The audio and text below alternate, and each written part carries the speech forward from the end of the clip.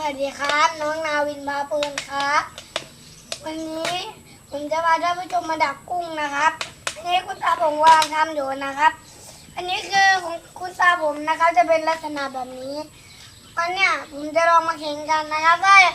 ของที่เราไปซื้อมาประมาณ200 บาทกับทำเองนะครับ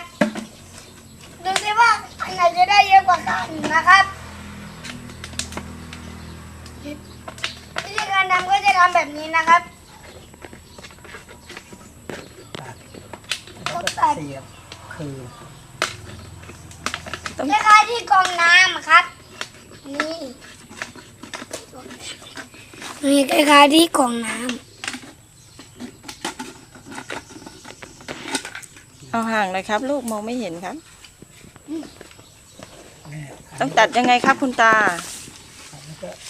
อันนี้ก็เสียบคือ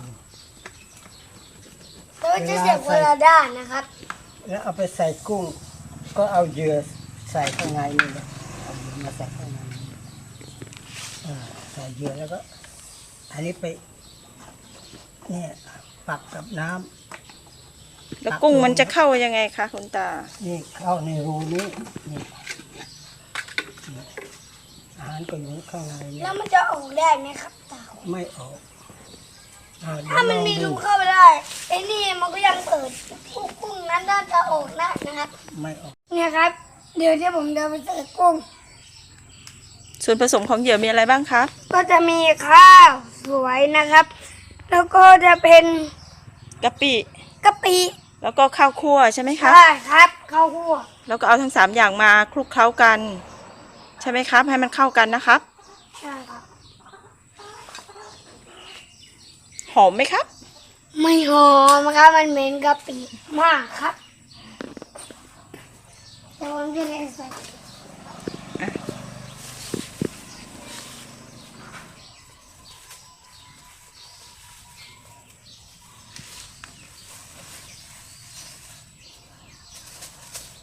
ระวังหกนะครับ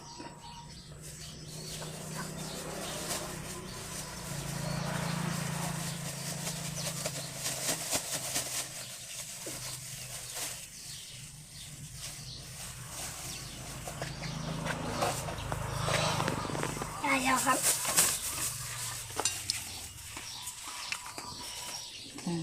โอเค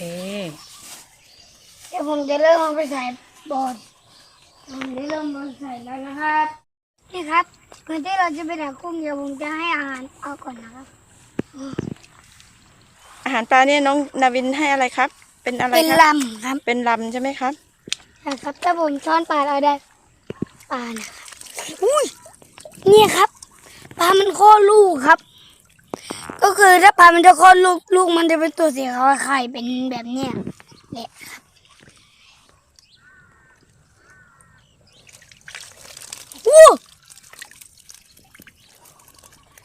ลูกมันเยอะมากครับดูลูกมันครับอันนี้คือลูกปลาหมอนะครับเริ่มใหญ่แล้วอุ้ยโชว์หน่อยครับโอ้เยอะมากเลยครับถ้าผมได้ปลาช่อนแล้วผมเอามาปล่อยได้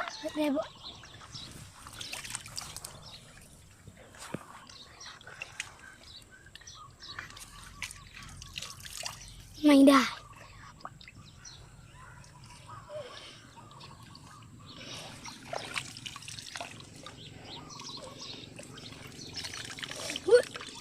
นี่ครับปลาหมอมันคลอดลูกจริงๆครับดูลูกมัน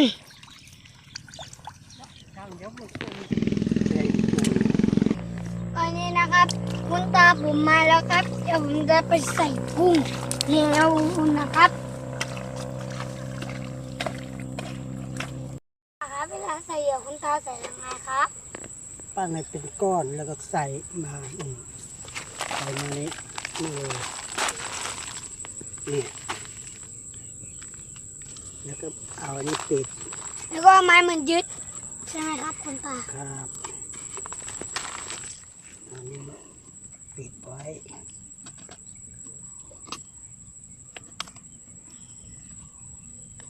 แล้วก็เอาไม้ในเสียบ ไม่ทุกมือมา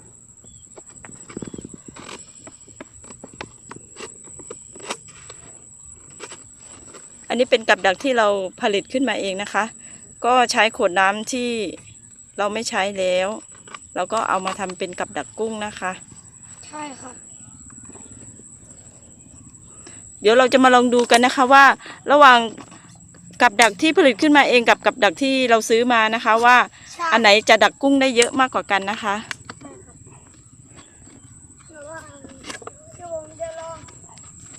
ว่ายน้ำแล้วก็ช้อนกุ้งดูนะครับ ถ้าได้เยอะผมจะเอามาตกปลานะครับ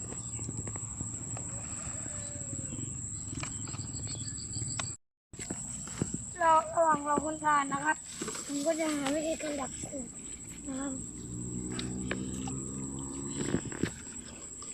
ทำอะไรครับลูก เปิดน้ำเหรอครับ เปิดน้ำให้ไหลเหรอครับลูก ไม่ใช่ครับ ผมจะหาวิธีการดักกุ้งครับ อ๋อ จะดักกุ้ง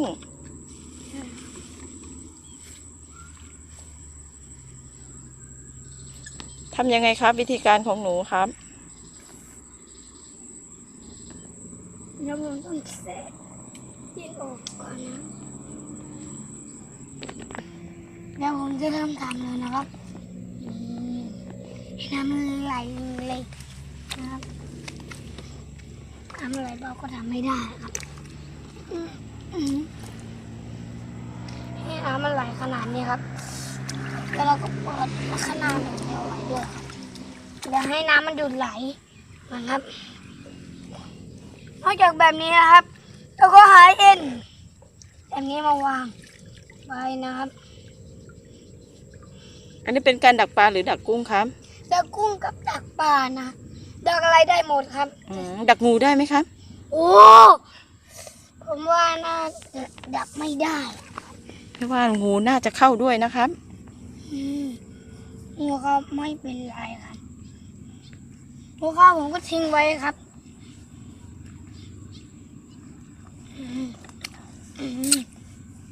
นี่ครับอันดักกุ้งของผม เราจะใส่เหยื่อด้วยไหมครับ ไม่ต้องใส่ครับ ถ้าน้ำมันไหลกุ้งมันก็อาจจะมาตามได้นะครับ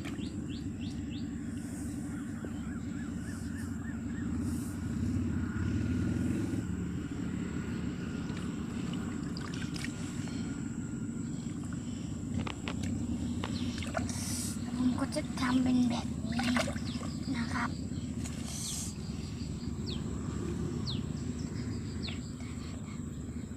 แล้วกุ้งมันก็จะมาฟื้น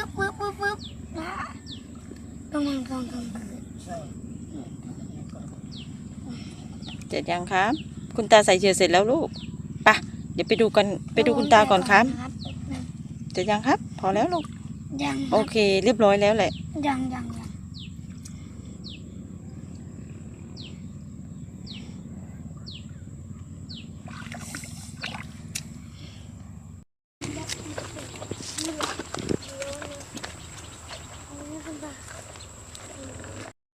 เดี๋ยวผมจะพาท่านผู้ชมไปดักกุ้งก่อนนะ ตอนนี้คุณตาดักไปแล้วใช่ไหมครับ ดักไปแล้วกี่จุดครับ มันจะมีโป่งๆตรงนั้นนะผมว่ามันน่าจะมีปลานะแต่ผมว่าไม่ตรงนั้น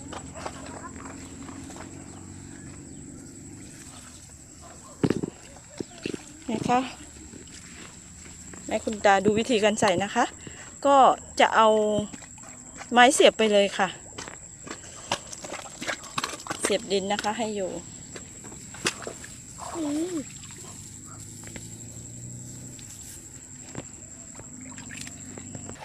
เคลียร์เลย ตรงนี้น้ำใสมากครับลูก เป็นจุดกลางใสนะครับ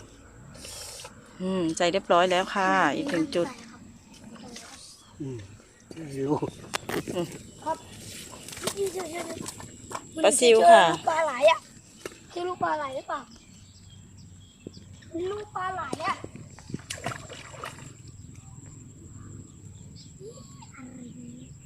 ลูกปลาไหลนี่ครับจุดที่คุณตาผมใส่นะครับ ก็จะมีจุดนี้จุดนู้นแล้วก็จุดนู้นจุดนี้แล้วก็จุดนู้นครับ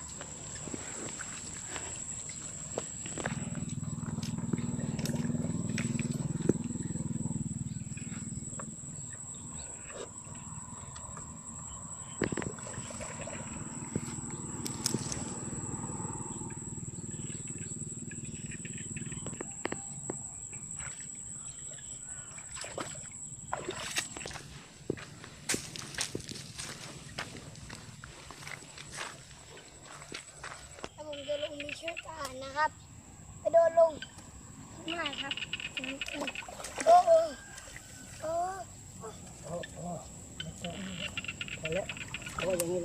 ดี๋ยวเหยียบ